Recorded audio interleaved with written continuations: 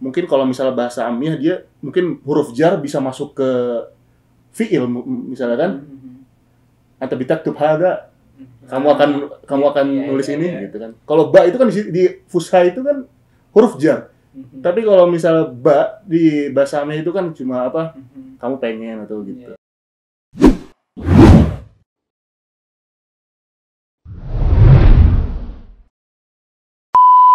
Waalaikumsalam Zam, gimana kabarnya? Waalaikumsalam warahmatullahi. Alhamdulillah baik. Baik ya. Gimana kuliah? Udah nggak kuliah ya? Udah nggak kuliah udah dari kapan ya? Dari bulan apa kemarin tuh nggak kuliah? Udah ujian nggak ada? Ujian nggak ada kemarin, cuma tugas-tugas aja. Oke, S2 ini pendidikan bahasa Arab ya? Iya, pendidikan bahasa Arab buat non-native. Sebelum S2, S1 di jurusan apa lagi? Waktu S1 jurusan bahasa dan sastra Arab di sini. Bahasa dan sastra Arab, kemudian lanjut pendidikan bahasa Arab. Iya. Sejak kapan sih sebenarnya Azam ini tertarik belajar bahasa Arab?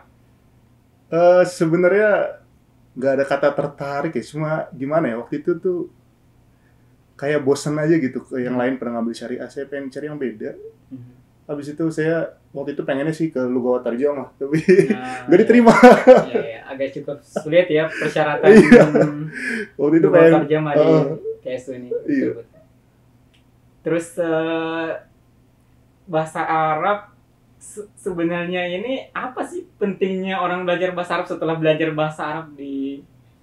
Sebenarnya ketika orang ngambil jurusan bahasa Arab, apalagi sastra Arab itu, berarti dia keinginannya itu udah melebihi daripada cuma sekedar ngomong pakai bahasa Arab doang. Gitu.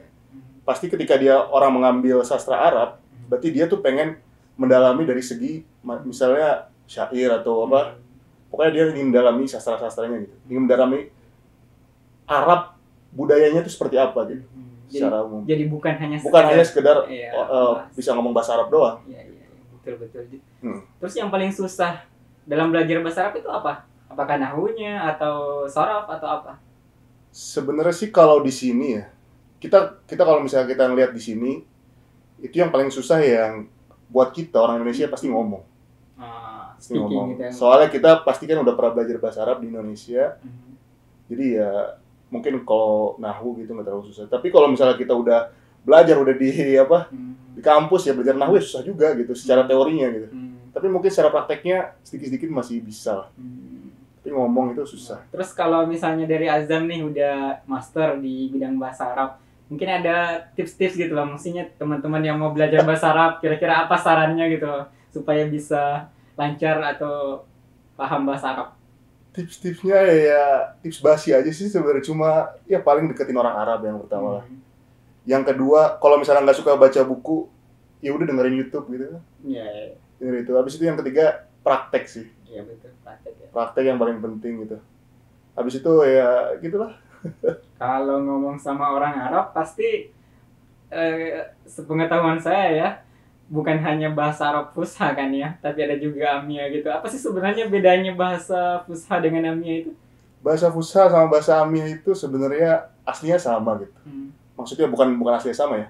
Bahasa Fusha itu kan bahasa yang dibikin-bikin. Maksudnya dibikin-bikin itu gini. Kita tuh ketika ada dalam sebuah negara, pasti itu kan kita butuh bahasa resmi. Ya kan? Nah, sebenarnya itu bahasa Fusha itu diambil dari bahasa-bahasa Amiyah sebenarnya.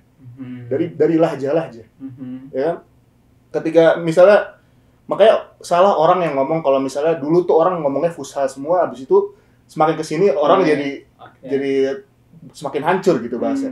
Tapi sebenarnya kan tabiatnya bahasa itu kan seperti itu gitu. Bahasa itu makhluk hidup, dia bisa berkembang, dia bisa mati, dia bisa bisa berkurang, bisa bertambah. Wah, menarik gitu. Nih. Contohnya bisa beri contoh nggak? Misalnya bahasa Fusha itu yang kayak gimana dan yang pakai lahja atau Amiyah itu yang kayak gimana? Sebenarnya lahja itu kan bukan cuma soal kalimat-kalimat. Iya. Ya kan? Lahja itu dialek juga apa sih namanya? Cara kita ngomong gitu. Cara kita ngomong, habis itu nada.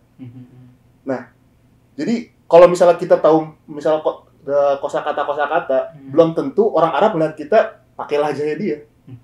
Ya kan? Iya. Jadi kita harus punya kayak medok lah kalau misalnya bahasa Jawa. Kalau misalnya orang Sunda ngomong bahasa Jawa, kan dia nggak medok, itu berarti nggak pakai lahjanya dia gitu kan.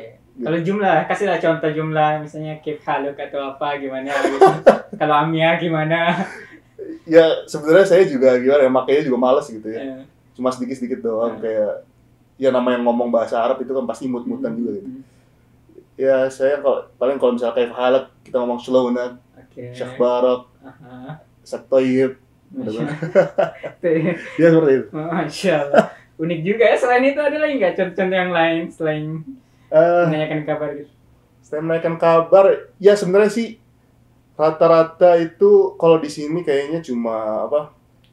Kalau misalnya kita teliti kayak deket gitu sama bahasa Fusha gitu. Makanya itu juga kita disarankan untuk belajar bahasa Fusha dulu daripada bahasa Amia gitu. Karena secara tarokib, secara apa?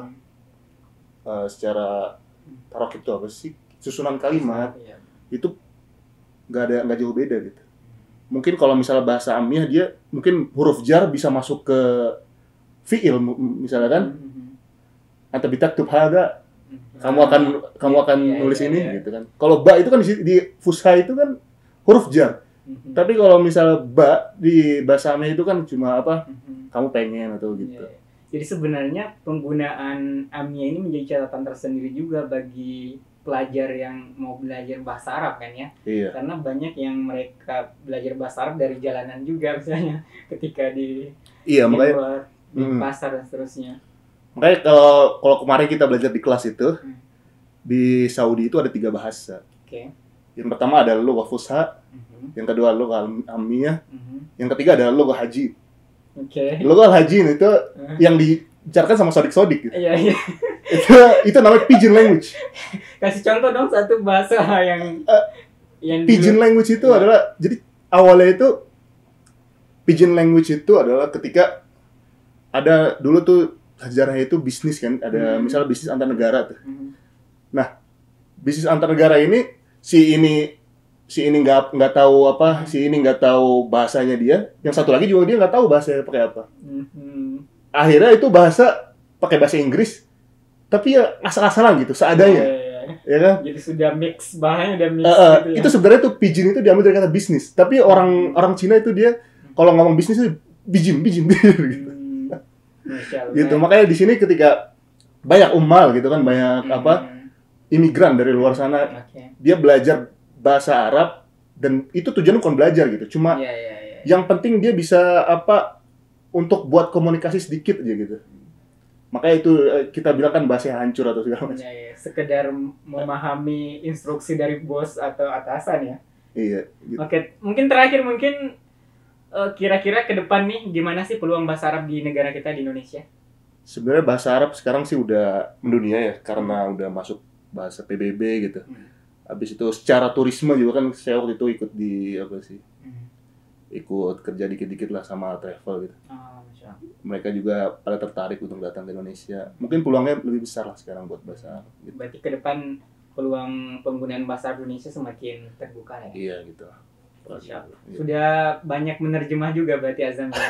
Enggak, dikit-dikit doang. Tapi udah mengerjakan proyek-proyek terjemahan juga kan? Ya, alhamdulillah. Insyaallah.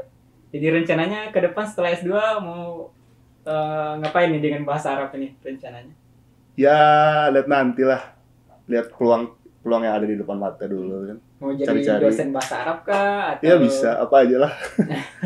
Jadi dosen, jadi penerjemah, jadi diplomat apa aja bisa. Masya Allah. Insya Allah. Semoga sukses lah ke depan. Insya Allah.